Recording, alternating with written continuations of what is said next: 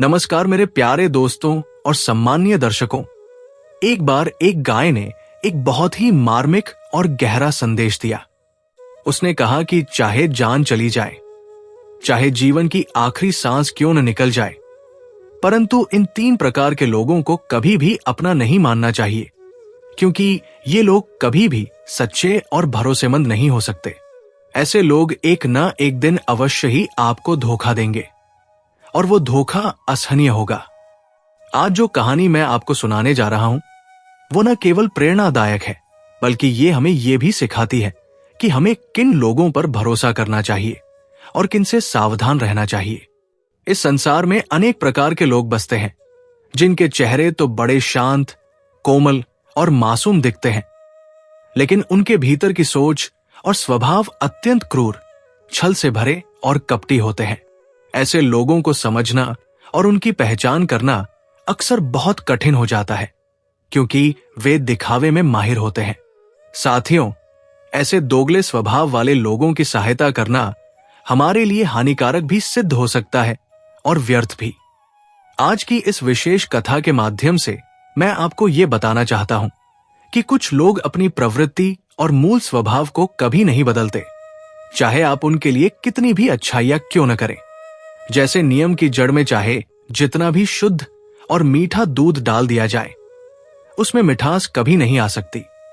ठीक उसी प्रकार दुष्ट और स्वार्थी व्यक्ति कभी भी अपने अंदर परिवर्तन नहीं ला सकता। आप अगर उनके साथ विनम्रता से व्यवहार करें, फिर भी वे आपको किसी न किसी रूप में धोखा जरूर देंगे। तो आइए इस भावनात्मक और शिक्षाप्रद कहानी के माध्यम से जानते हैं ऐसे लोगों की असली पहचान और उनसे कैसे सतर्क रहा जाए। तो प्रिय साथियों, आपका कीमती समय व्यर्थ न करते हुए आइए इस कहानी की शुरुआत करते हैं। लेकिन उससे पहले मैं आप सभी से एक विनम्र निवेदन करना चाहता हूं कि गरुड़ पुराण के अनुसार, चाहे वो कोई कथा हो, धार्मिक उपदेश हो या जीवन की कोई सीख, यदि उसे अधूरा छोड़ दिया जाता है तो वो अधूरापन पाप की श्रेणी में आता है। इसलिए कृपया इस वीडियो को अंत तक जरूर देखें।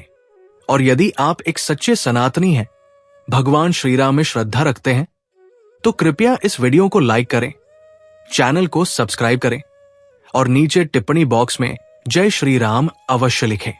तो चलिए अब कथा प्रारंभ करते हैं।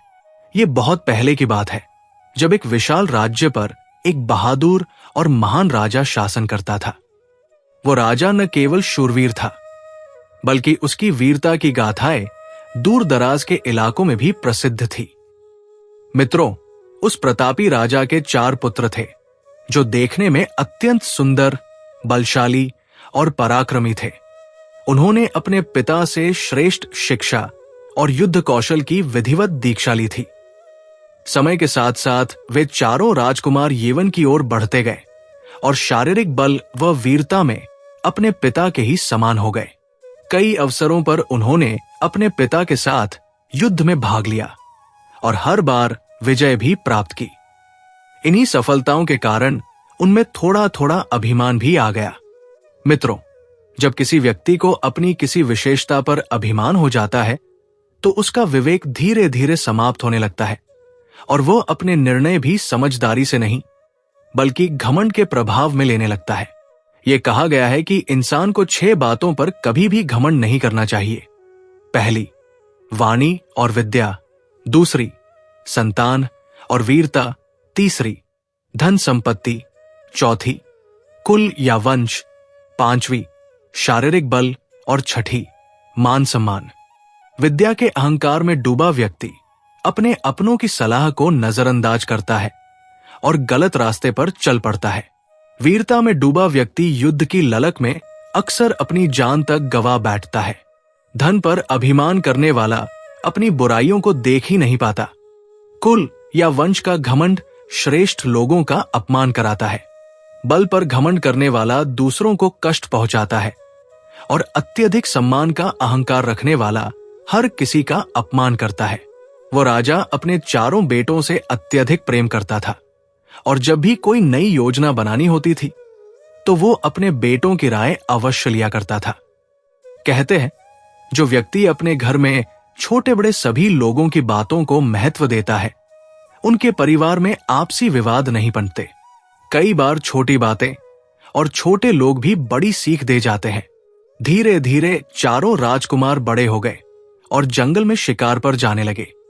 एक दिन राजा ने अपने चारों पुत्रों को बुलाकर समझाया, बेटों, अब तुम बड़े और समझदार हो गए हो, इसलिए अब तुम अपनी इच्छा से कहीं भी शिकार खेलने जा सकते हो। परंतु मेरी एक बात गांठ बांध लो, कभी भी भूल कर भी दक्षिण दिशा की ओर मत जाना। यदि तुमने गलती से भी उस दिशा में कदम रखा तो तुम एक भयानक मुसीबत में फंस सकते हो। राजा के चारों पुत्रों ने अपने पिता की बात को बहुत गंभीरता से सुना और दक्षिण दिशा की ओर न जाने का वचन भी दिया। उन्होंने विश्वास दिलाया, पिताजी, हम आपकी आज्ञा का पूरा पालन करेंगे और कभी भी उस दिशा की ओर कदम नहीं बढ़ाएंगे। मित्रों, अगले दिन की शुरुआत हुई और चारों राजकुमार अपने घोड़ों पर सवार होकर उत्तर, पश्चिम और पूर्व की दिशाओं में शिकार पर निकले। उन्होंने प्रतिदिन पिता की आज्ञा का पालन किया और दक्षिण दिशा की ओर कभी नहीं गए। ये क्रम कई दिनों तक यूं ही चलता रहा। एक दिन चारों राजकुमार शिकार के लिए जंगल में गए। दिन भर उन्होंने जानवरों का पीछा किया, परंतु उस दिन उनका भाग्य साथ नहीं दे रहा था। उन्हें कोई भी शिकार नहीं मिला। थकान और भूख प्यास के कारण वे बहुत परेशान हो गए थे। दिन के अंत में वे एक घने पेड़ की छांव में बैठ गए ताकि थोड़ा विश्राम कर सकें। तभी सबसे छोटा भाई, जो स्वभाव से थोड़ा चंचल और जिज्ञासु था, अपने बड़े भाई से बोला, भैया, मुझे एक बात बहुत सोचने पर भी समझ नहीं आती। हमारे पिताजी ने हमें 3 दिशाओं में जाने की अनुमति दी, लेकिन दक्षिण दिशा में जाने से सख्त मना किया। आखिर उन्होंने ऐसा क्यों कहा होगा? उसने आगे कहा, मुझे तो यह लगता है कि इसमें जरूर कोई रहस्य छिपा है। शायद हमारे पिता ने उत्तर, पूरब और पश्चिम दिशा के राजाओं को पराजित कर दिया होगा, परंतु दक्षिण दिशा के राजा से वे हार गए होंगे। इसीलिए उन्होंने हमें उस दिशा की ओर जाने से रोका होगा। बड़ा भाई बोला, नहीं, ऐसा नहीं हो सकता। हमारे पिताजी पराजित नहीं हो सकते। छोटा भाई फिर बोला, भैया, मुझे तो यही लगता है कि हमारे पिता को दक्षिण दिशा के राजा से पराजय मिली है और शायद इसी वजह से वे डरते हैं कि कहीं हम वहां जाकर भी वही न झेलें। उसने कहा, हमें कल ही उस दिशा की ओर जाना चाहिए और सच्चाई का पता लगाना चाहिए। हम चारों योद्धा हैं, बहादुर हैं। हमारी वीरता पर कभी भी प्रश्न चिन्ह नहीं लगाया जाना चाहिए। अगर हम वहां गए और सफल हुए तो हमारी कीर्ति चारों दिशाओं में और अधिक फैल जाएगी। इसलिए कल सुबह ही हमें दक्षिण दिशा की ओर प्रस्थान करना चाहिए और इस रहस्य से पर्दा उठाना चाहिए। मित्रों, जब छोटे भाई ने अपनी जिज्ञासा और अनुमान व्यक्त किया तो उसके विचारों को सुनने के बाद बड़े राजकुमारों के मन में भी शंका का संदेह उत्पन्न हो गया कि कहीं ऐसा तो नहीं कि हमारे पिता कभी दक्षिण दिशा के राजा से पराजित हो गए हों। इस विचार ने तीनों बड़े भाइयों के भीतर भी जिज्ञासा को जन्म दे दिया और वे भी दक्षिण दिशा की यात्रा के लिए तैयार हो गए। वे बोले, ठीक है, यदि ऐसा है तो कल हम सब मिलकर दक्षिण दिशा की ओर कूच करेंगे और सच्चाई का पता लगाएंगे। अगले दिन जैसे ही सूरज की पहली किरणें धरती पर पड़ी, सभी राजकुमार अपने महल लौटे और अत्यधिक थकान के कारण सीधे अपने अपने कक्षों में विश्राम करने के लिए चले गए। अगली सुबह जब चारों भाई अपने अपने कमरों से बाहर आए तो वे पूरी तैयारी के साथ शिकार खेलने के उद्देश्य से रवाना हो गए। घर से निकलते समय उन्होंने अपने पिता को विनम्रता से कहा, पिताश्री, आज हम शिकार के लिए प्रस्थान कर रहे हैं। संभव है कि हमें लौटने में थोड़ी देर हो जाए, क्योंकि दूर दराज के कई अन्य राज्यों के राजकुमार भी इन दिनों शिकार के लिए आते रहते हैं। आते यदि हम विलंब से लौटें तो कृपया चिंता न करें। राजा ने मुस्कुराकर अपने पुत्रों से कहा, पुत्रों, जैसी तुम्हारी इच्छा हो। मुझे तुम सबकी शौर्य और साहस पर पूर्ण विश्वास है, परंतु फिर भी ये प्रयास करना कि समय रहते घर लौट आओ। ये कहकर राजा ने उन्हें आशीर्वाद दिया। इसके बाद चारों राजकुमार अपने घोड़ों पर सवार होकर उत्साहपूर्वक शिकार के लिए निकल पड़े। इस दिन उन्होंने किसी अन्य दिशा में न जाकर सीधा दक्षिण दिशा की ओर अपनी यात्रा शुरू की। रास्ते में वे लगातार चलते रहे और धीरे धीरे अपने राज्य की सीमाओं को पार करते हुए अजनबी भूमि में प्रवेश कर गए। जब वे काफी आगे निकल आए तो उन्होंने अपने घोड़ों को एक सुरक्षित स्थान पर छोड़ दिया और पहचान छुपाने के लिए साधारण लोगों का भेष धारण कर पैदल यात्रा आरंभ कर दी। चारों भाई अब एक घने और सुनसान जंगल के बीचों बीच पहुंच चुके थे, जहां न तो कोई मानव बस्ती दिख रही थी और न ही जीवन का कोई संकेत। धीरे धीरे उन्हें अत्यधिक प्यास लगने लगी और शरीर की थकान भी बढ़ती चली गई। तब उन्होंने एक विशाल वृक्ष की छाया में बैठकर कुछ समय के लिए विश्राम करने का निर्णय लिया, परंतु प्यास की तीव्रता अब असहनीय हो चुकी थी। शाम ढलने लगी और चारों ओर अंधकार फैलने लगा। प्यास से व्याकुल होकर सबसे बड़े भाई ने अपने सबसे छोटे भाई, जो कि नटखट और चंचल स्वभाव का था, से कहा, अरे छोटे भाई, कृपया इस पेड़ पर चढ़कर चारों ओर नजर डालो। देखो कहीं पास में कोई बस्ती, झोपड़ी, घर या जल का कोई स्रोत जैसे तालाब या झरना तो नहीं दिखाई दे रहा। अगर हमें जल्द पानी नहीं मिला तो संभव है कि हम सबकी जान पर बनाए। छोटे राजकुमार ने तुरंत अपने बड़े भाई की बात मानते हुए फुर्ती से उस ऊंचे वृक्ष पर चढ़ाई शुरू की और वहां से दूर दूर तक ध्यानपूर्वक देखा। उसे कोई तालाब या झरना तो नजर नहीं आया, लेकिन थोड़ी दूरी पर एक कच्चे मकान जैसा घर दिखाई दिया, जिसके भीतर एक दीपक मंद मंद रोशनी के साथ जल रहा था। वो रोशनी अंधेरे में आशा की एक किरण बनकर चमक रही थी।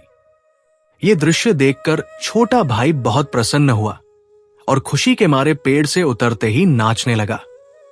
बड़े भाइयों ने आश्चर्य से पूछा, क्या हुआ भाई? ऐसा क्या देखा कि तुम इतनी प्रसन्नता में नाचने लगे? छोटा राजकुमार मुस्कुराते हुए बोला, भैया, मैंने देखा कि इस जंगल में थोड़ी दूर एक मिट्टी से बना छोटा सा घर है और उस घर के भीतर एक दीपक जलता हुआ साफ दिख रहा है। मुझे पूरा विश्वास है कि अगर हम वहां पहुंचे तो हमें पानी अवश्य मिल जाएगा।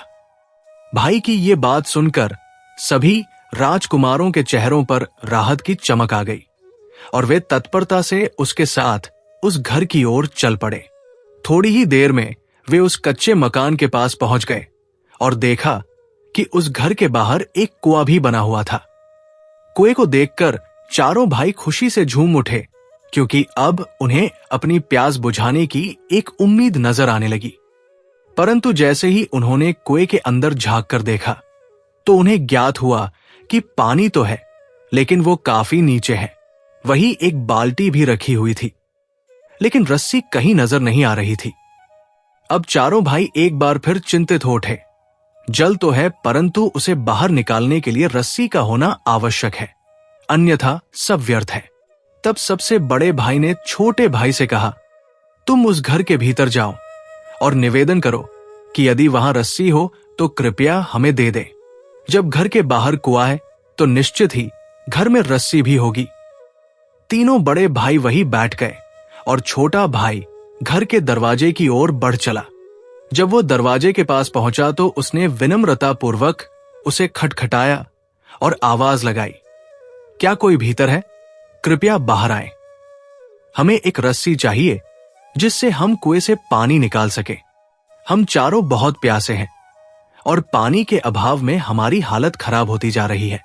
कुछ क्षणों बाद दरवाजा खुला और एक अत्यंत सुंदर कन्या बाहर आई। उसका रूप सौंदर्य देखते ही बनता था। राजकुमार ने हाथ जोड़कर निवेदन किया, हे देवी, हम चारों भाई दूर दराज से आए हैं और इस समय अत्यधिक प्यास से पीड़ित हैं। हमारे भाई वही कुएं के पास बैठे हैं। बाल्टी तो है, परंतु रस्सी नहीं है। यदि आपके घर में कोई रस्सी हो तो कृपया दया करके हमें दे दीजिए। ये आपके उपकार के समान होगा। वो कन्या, जो अत्यंत सुंदर और आकर्षक थी, राजकुमार को देखकर पहली ही दृष्टि में मोहित हो गई। वो सोचने लगी, क्या भाग्य है, आज तो सुंदर और योग्य वह स्वयं मेरे द्वार पर आ पहुंचा है। यदि ये युवक मेरा पति बन जाए तो जीवन सफल हो जाए। राजकुमार ने पुनः निवेदन किया, हे देवी, आप किस विचार में खो गई? यदि आपके पास रस्सी हो तो कृपया हमें तत्काल दे दें। तब लड़की मुस्कुराते हुए बोली, ठीक है, थोड़ा रुकिए, मैं अपनी बड़ी बहन से पूछ कर आती हूं, शायद हमारे पास रस्सी हो। इसके बाद वो सुंदर लड़की भीतर गई और उसने अपनी बड़ी बहन से निवेदन भरे स्वर में कहा, दीदी, एक नौजवान युवक हमारे घर के बाहर खड़ा है। वो राजसी वेशभूषा में है, देखने में किसी राजकुमार जैसा प्रतीत होता है। वो अत्यधिक प्यासा है और हमारे घर से रस्सी मांगने आया है ताकि वो कुएं से पानी निकाल सके। ये बात सुनते ही बड़ी बहन को भी जिज्ञासा हुई और वो तेजी से घर के बाहर निकल आई, जहां उसने उस युवक को अपनी आंखों से देखा। राजकुमार ने बड़ी नम्रता और सम्मान के साथ फिर से कहा, अगर आपके घर में कोई मजबूत रस्सी उपलब्ध हो तो कृपया हमें दे दीजिए। हम चारों भाई बहुत समय से प्यास से पीड़ित हैं और यदि हमें रस्सी मिल जाती है तो हम इस कुएं से आसानी से पानी निकाल सकते हैं। आपका यह छोटा सा उपकार हमारे लिए जीवन दान बन जाएगा। राजकुमार की करुण याचना सुनकर बड़ी बहन ने गंभीरता से कहा, रस्सी तो हम तुम्हें दे सकते हैं, लेकिन बदले में हमारी एक छोटी सी शर्त है जिसे स्वीकार करना अनिवार्य होगा। यदि तुम हमारी बात मान लोगे तो न केवल रस्सी मिलेगी, बल्कि हम स्वयं तुम्हें अपने हाथों से जल पिलाएंगे, स्वादिष्ट भोजन परोसेंगे और विश्राम के लिए एक आरामदायक स्थान भी देंगे। राजकुमार ने शिष्टता से उत्तर दिया, ठीक है देवी, आपकी शर्त हम सुनेंगे, पर पहले मुझे अपने बड़े भाइयों से सलाह करनी होगी। मैं जो भी निर्णय लूंगा वो हम चारों की सम्मति से ही होगा। ये कहकर वो विनम्रता से मुड़ा और अपने तीनों भाइयों की ओर तेज कदमों से लौट गया। वो चारों भाइयों के पास पहुंचा और पूरा घटनाक्रम विस्तार से बताया। उसने कहा, भाइयों, वहां एक कच्चे घर में 2 बहनें रहती हैं। वे हमारी सहायता करने को तैयार हैं, लेकिन बदले में उन्होंने एक शर्त रखी है। उन्होंने कहा है कि यदि हम उनकी शर्त स्वीकार कर लें तो हमें न केवल पानी मिलेगा, बल्कि भोजन भी मिलेगा और विश्राम के लिए बिछौना भी मिलेगा। मित्रों, सभी राजकुमार उस समय अत्यंत प्यास से व्याकुल थे। उनके गले सूख रहे थे और शरीर थकान से चूर हो चुका था। वे सभी एक स्वर में बोले, अगर हमें जीवन दान मिल सकता है तो हम उनकी कोई भी शर्त मानने को तैयार हैं। पहले हमारी जान बचे, फिर बाकी बातों पर विचार करेंगे। यह सुनकर छोटा राजकुमार पुनः उसी स्थान पर लौट आया जहां वो सुंदर लड़की और उसकी बड़ी बहन खड़ी थी। उसने आदरपूर्वक कहा, हम चारों भाइयों ने मिलकर आपकी शर्त को मानने का निर्णय लिया है। कृपया अब हमें शीघ्र पानी पिलाएं और कृपा कर ये बताएं कि आपकी शर्त वास्तव में क्या है। तब बड़ी बहन ने गंभीर स्वर में कहा, हे अतिथि, हमारी बात सुनो। हम केवल 2 नहीं बल्कि 4 बहनें हैं और चारों ही कुंवारी हैं। हम सभी सुंदर, गुणी और विवाह योग्य हैं, लेकिन अब तक हमें कोई योग्य वर नहीं मिला। यदि तुम चारों भाई हमारी सुंदरता और सच्चे भाव को स्वीकार करो और हमसे विवाह करने को तैयार हो जाओ, तभी हम तुम्हें पानी पिलाएंगे, भोजन कराएंगे और आराम करने के लिए जगह भी देंगे। उस लड़की की बात सुनकर छोटा राजकुमार चौंक गया। उसे ये शर्त असहज और विचित्र लगी। वो सोच में पड़ गया, ये कैसी शर्त है? बिना हमारे पिताजी की अनुमति के हम इतने महत्वपूर्ण निर्णय कैसे ले सकते हैं? तुरंत वह अपने भाइयों के पास दौड़ते हुए पहुंचा और पूरी बात उनसे कह सुनाई। भाइयों, उन 2 लड़कियों की और भी 2 बहनें, कुल 4 बहनें हैं।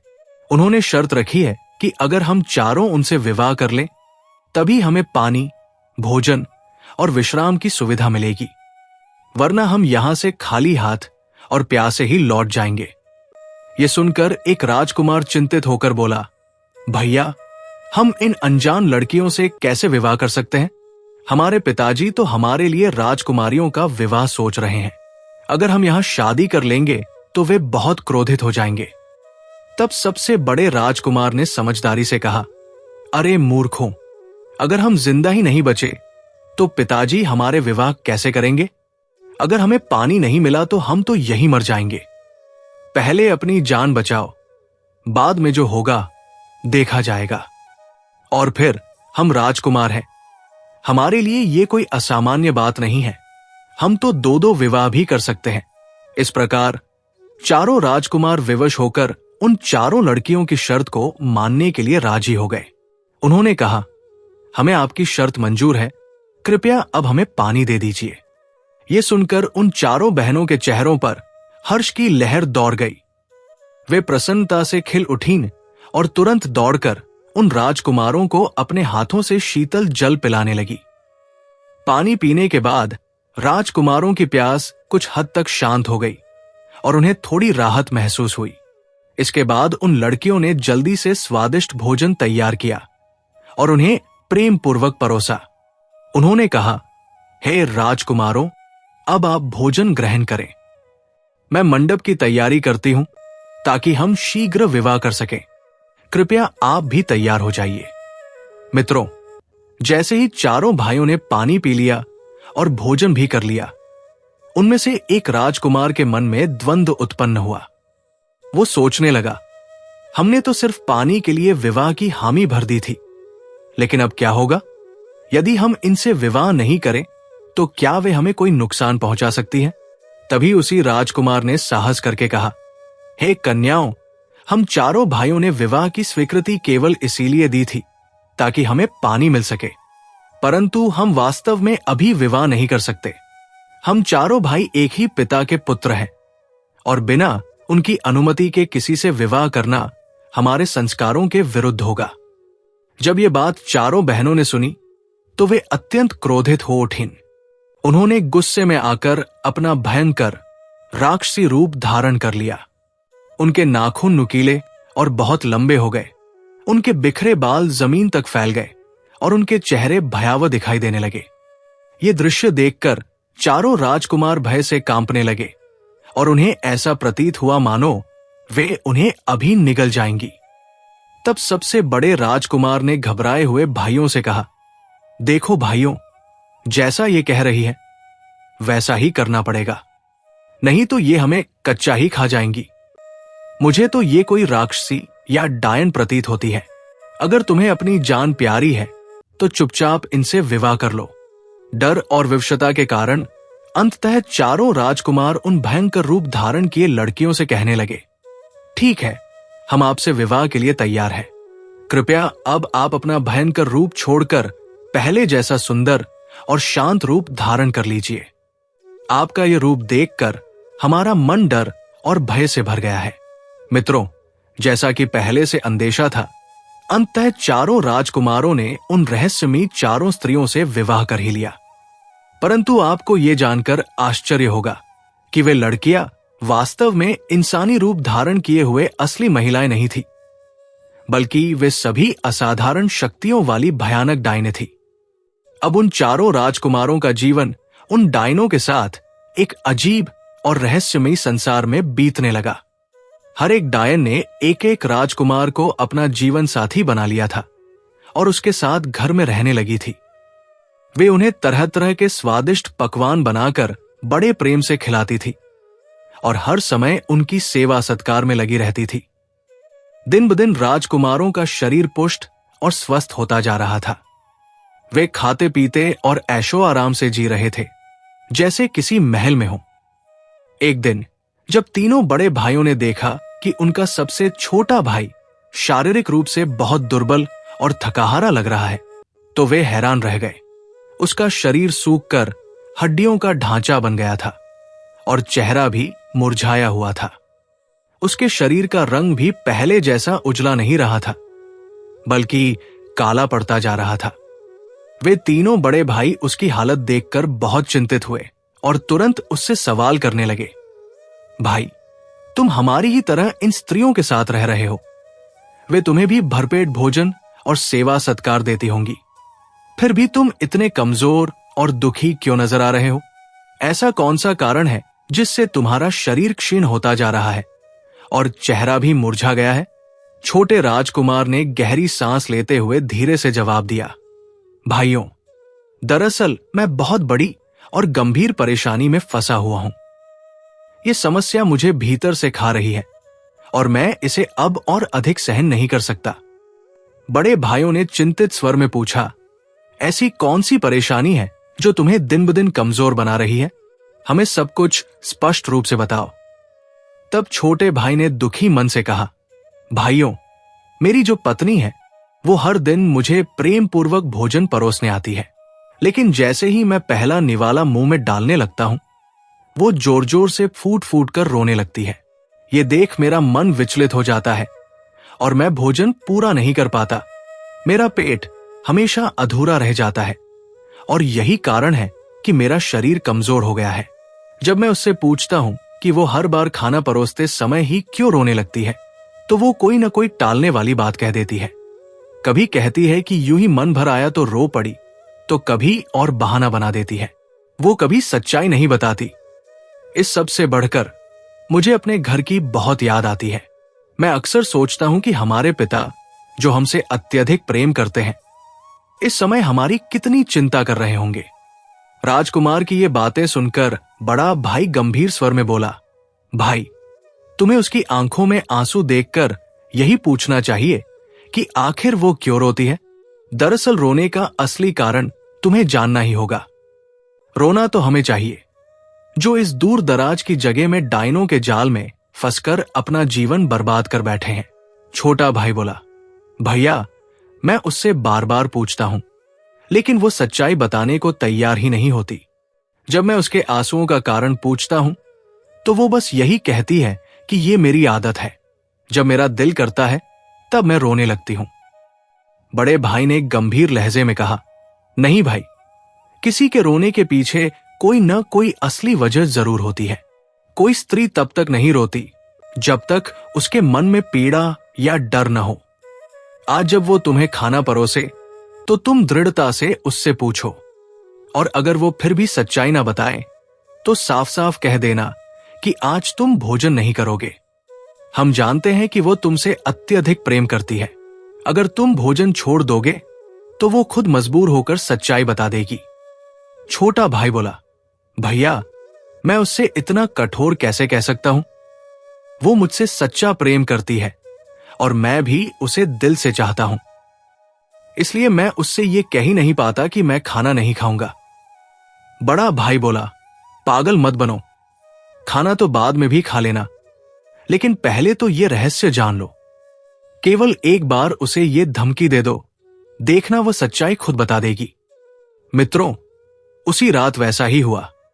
जब शाम को छोटी डायन भोजन की थाली लेकर आई और राजकुमार पहला निवाला मुंह में डालने ही वाला था, तभी वो रोने लगी, और इस बार पहले से कहीं ज्यादा जोर जोर से।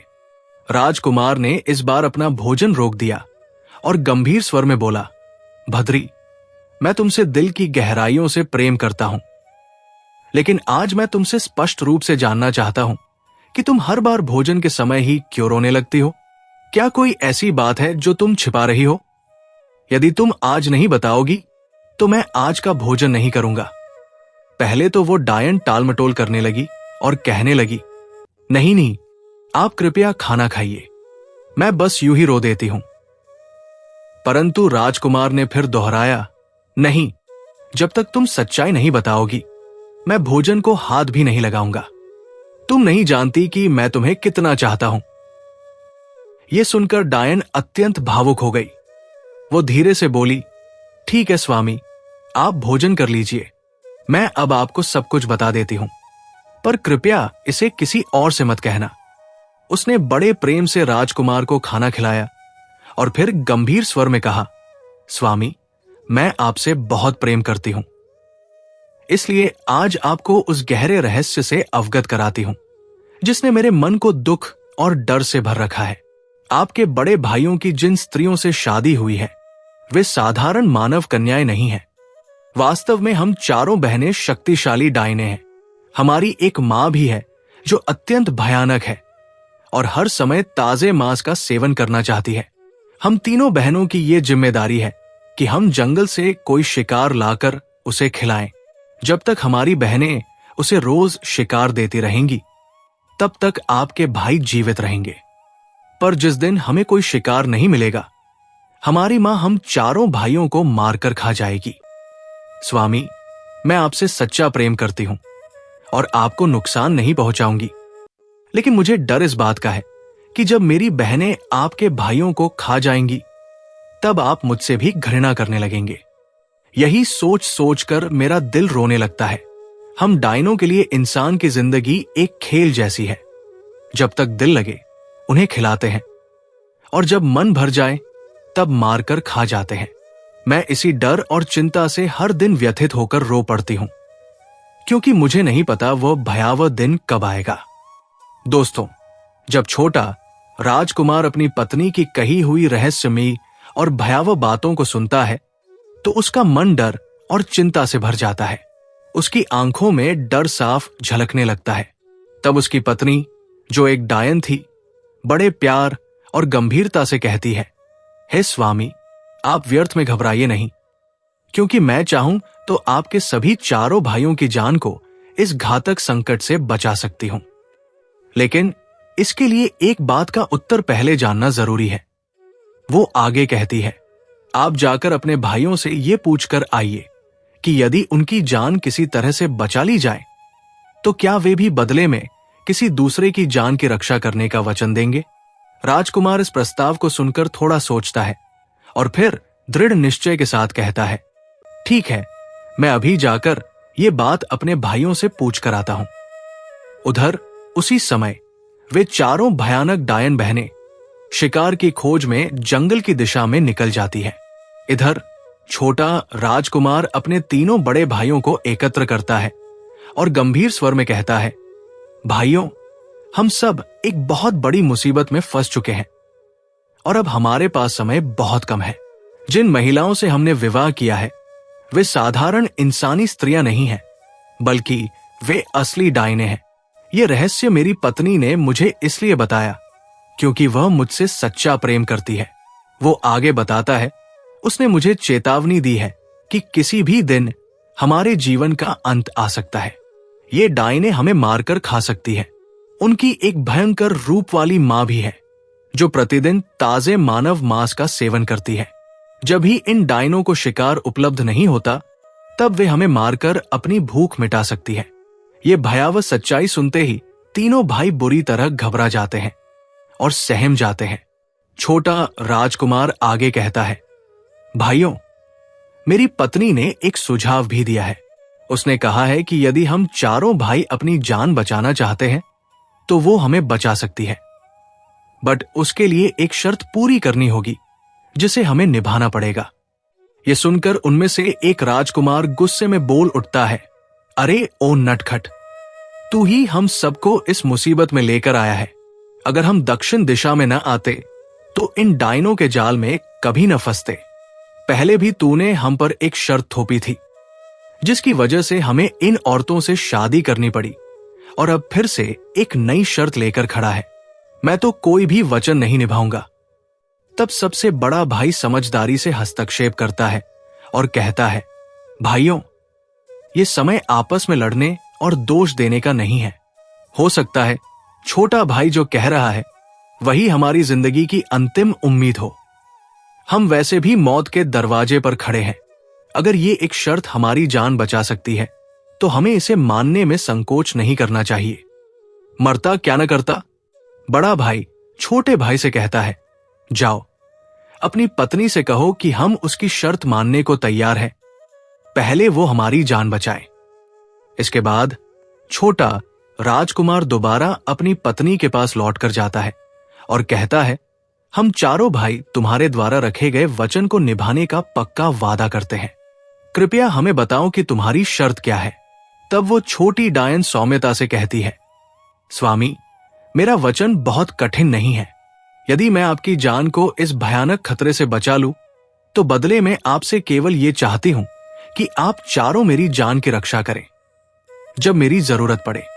राजकुमार उसकी बात को गंभीरता से सुनता है और तुरंत हामी भरता है, मैं वादा करता हूं कि हम चारों भाई तुम्हारी जान की रक्षा करेंगे। पहले हमें इस संकट से बाहर निकालो। फिर वो डायन बताती है, देखो, तुम्हें और तुम्हारे भाइयों को अब जंगल में शिकार खेलने के बहाने जाना होगा। जंगल में जाकर तुम सब अपने शरीर पर तलवार से हल्के हल्के जख्म बना लेना। जिससे शरीर से खून निकले और तुम घायल दिखो। फिर वापस लौटकर अपनी अपनी पत्नियों से कहना कि जंगल में और भी राजाओं के राजकुमार शिकार पर आए थे, जिनसे तुम्हारी लड़ाई हो गई। कहना कि उनके घोड़े बहुत तेज दौड़ते हैं और हमारे घोड़े बहुत धीमे हैं, इसीलिए हम हार गए और घायल हो गए।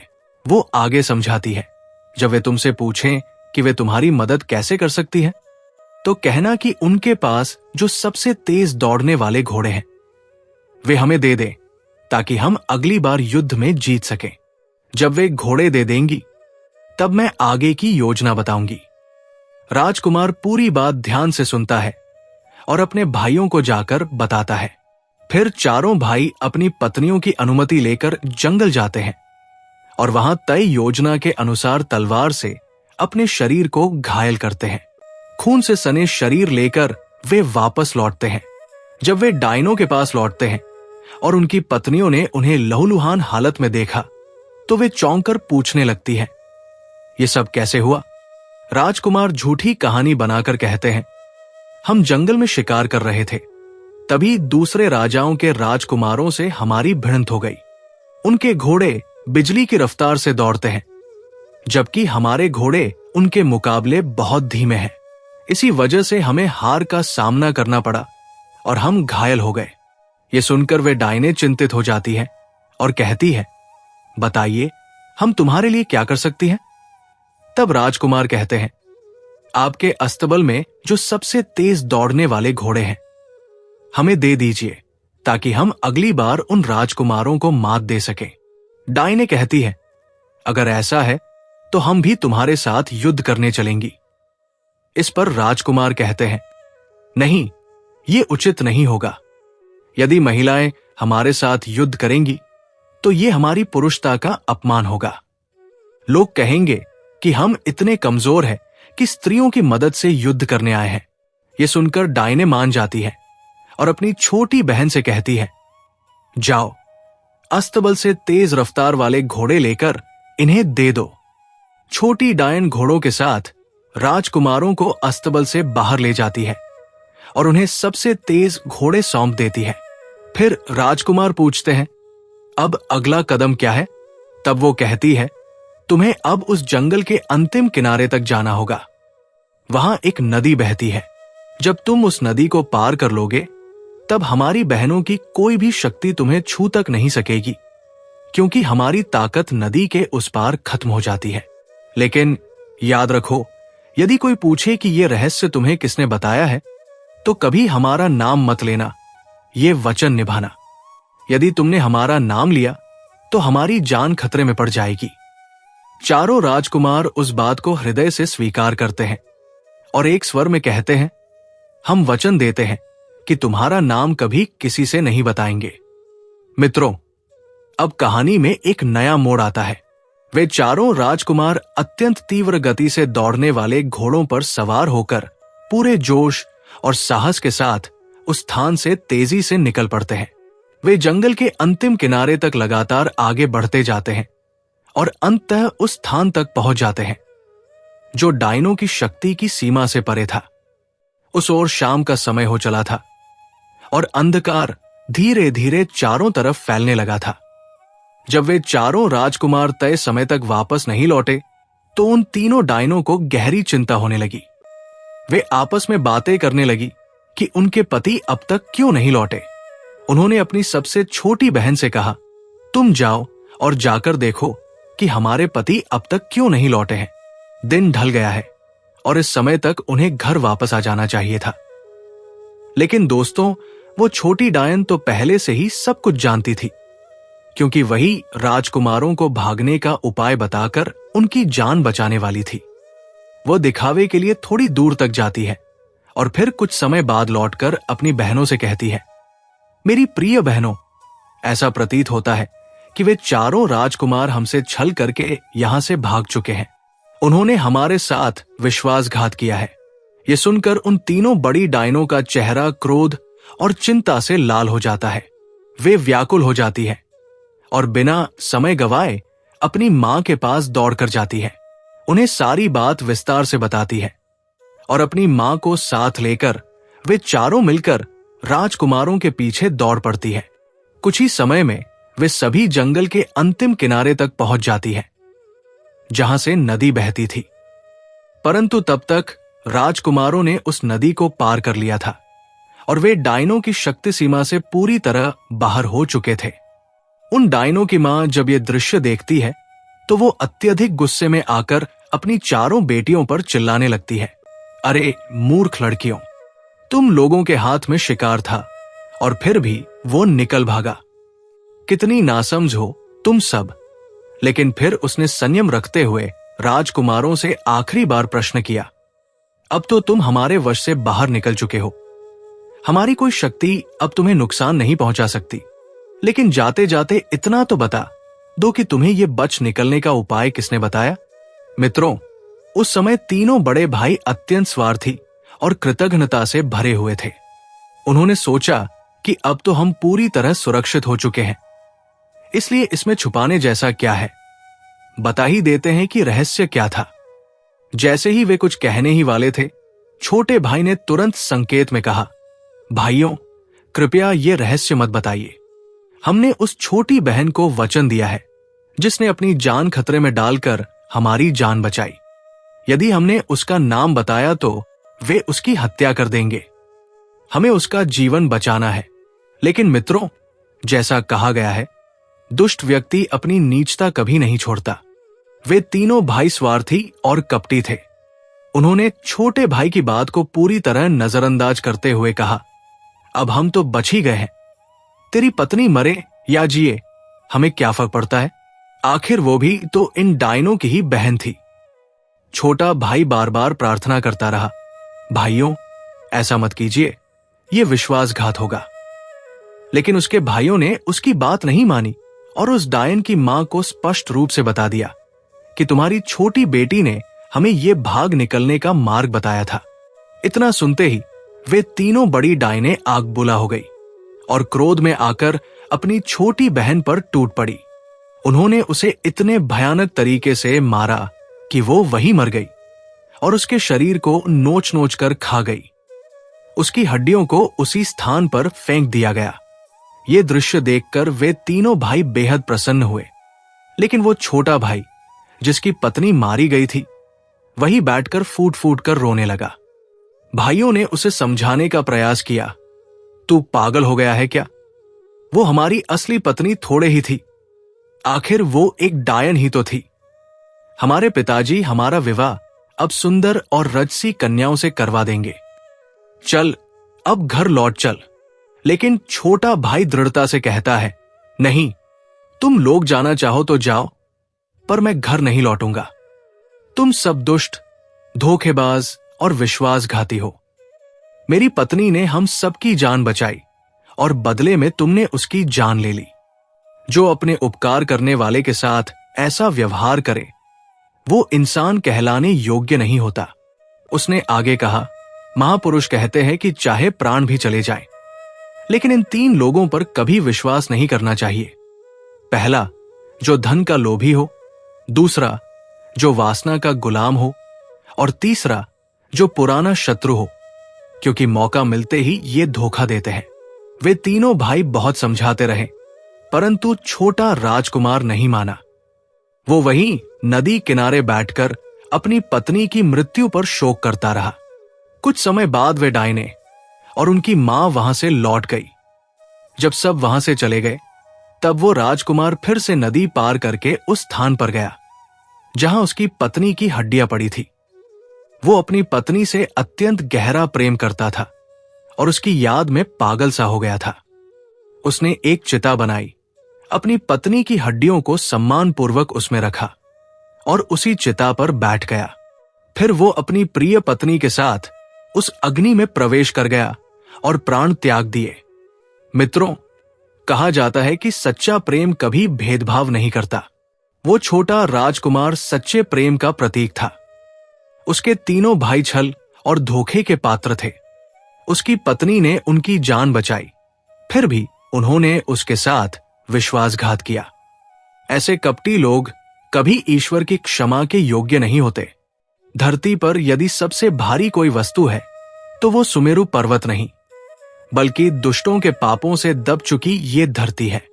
और वही एक ऐसा भाई था जिसने अपने जीवन को उस स्त्री के लिए बलिदान कर दिया, जिसने उसकी और उसके भाइयों की जान बचाई थी। इस कहानी से हमें यह शिक्षा मिलती है कि यदि कोई हमारे जीवन की रक्षा करता है, हमारे कठिन समय में साथ देता है, तो हमारा नैतिक और मानवीय कर्तव्य है कि हम भी उसकी रक्षा करें और कभी उसके साथ विश्वासघात न करें। जो लोग उपकार करने वालों के साथ छल करते हैं, उन्हें अंततः ईश्वर का दंड अवश्य भुगतना पड़ता है। तो प्रिय दर्शकों, इस मार्मिक कथा से आपने क्या सीखा? कृपया नीचे कमेंट बॉक्स में अपनी राय साझा करें। हमें आशा है कि यह कथा आपको अवश्य ही पसंद आई होगी।